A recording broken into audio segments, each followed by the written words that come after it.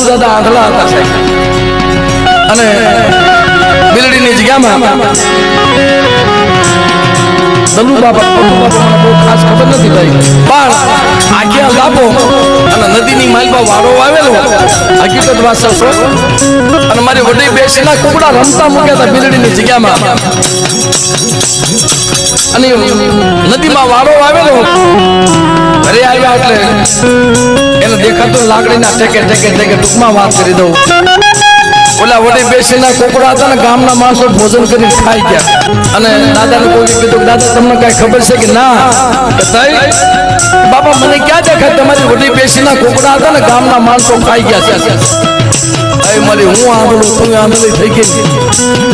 કાંઈ વાંધો નહીં મારા કોડની માલપા વડી બેસી નમળો ક્યાંક હારાનો હથવારો કરીને વહી ગઈ પણ કાંઈ વાંધો નહીં મને હું આંધળો હતો પણ તું ધ્યાન ન રાખીને એમ કરી સાહેબ કડિયું પહેરેલું હતું ને ઉઘાડું ડીલ કરી અને મોઢ આડો દઈ અને ઉઘાડું ડીલ કરીને હુઈ ગયા કે જ્યારે મારે બેસી મને સગાડે ત્યારે અને કુટુંબની બાઈઓને શું કીધું ભાઈ 100 મહિનાના છોકરાને કોઈને પેટ ભરાવતા ને છોકરા ધવરાવતા નહીં અને કોઈ સુલે તાવડી ન મૂકતા મારી લુંકાની દીવી ક્યાં હોય કે સાથ મારે જોવી મારી લુંકાની દીવી ક્યાં હોય કે સાથ મારે જોવી છે અને તેથી 10 વાગ્યા 12 વાગ્યા મધરી રાતનો સમય થયો અને ભાંગલ રાત બની ગઈ ત્યારે મારી વડી બેસી આવી બેટા મારા આધળિયા તું ઊભો થઈ જા તો 4 વાગ્યાનો સમય થાય તો પેટની માલમાં બિલડીની જગ્યામાં કોકડા ન બોલાવું એટલે મને વડી બેસીને ખોઈ લાગે બાપ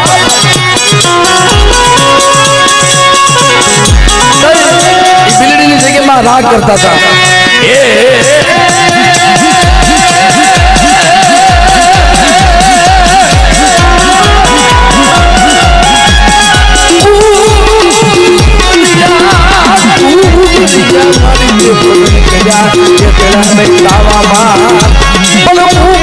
પેટની માથે પાય કોઈ બોલાવ્યા પૌષધી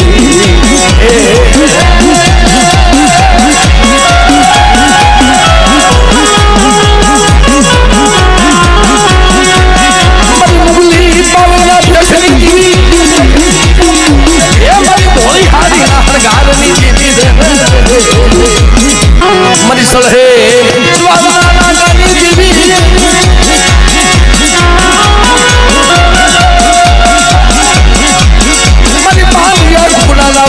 દેવી મરી ધોળકા છે ધોળી ધોળી મરી સંકલ્પ પૂર્ણા છોકરી